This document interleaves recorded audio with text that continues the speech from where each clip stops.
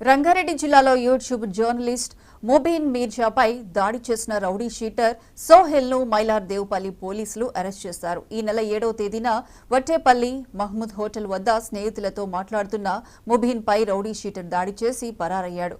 ముబీన్ మీర్జా ఫిర్యాదు మేరకు సోహెల్ను అరెస్ట్ చేసి కోర్టులో హాజరుపరిచి రిమాండ్కు తరలించినట్లు ఎస్ఐ తెలిపారు.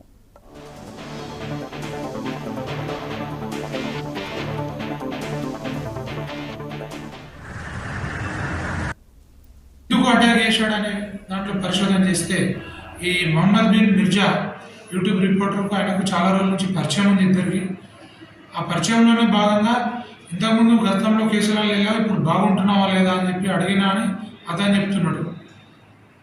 లేదు నాకు తిట్టాడు, అబ్యూజ్ చేసినందుకే నేను అటాక్ చేశాను అని చెప్పి నేరస్తుడు చెప్తున్నాడు. ఈ ఐ విట్నెసెస్ని ఎగ్జామ్ చేసాం, కేసు ఇన్వెస్టిగేషన్లో ఉంది.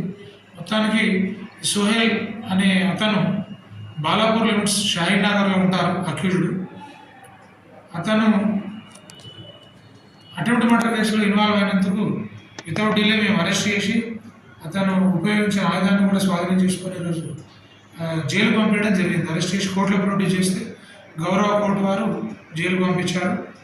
ఎవరైనా సరే ఇక్కడ శాస్త్రిపురం కానీ వట్టేపల్లి కానీ ఏ ఏరియాలో అయినా లక్ష్మీగూడలైనా రౌడీజం చేసిన ఈ బాడీ అఫెన్స్ చేసి ఎవరైనా బెదిరించినా ఎట్టి పరిస్థితుల్లో వాళ్ళని సహించేది లేదు.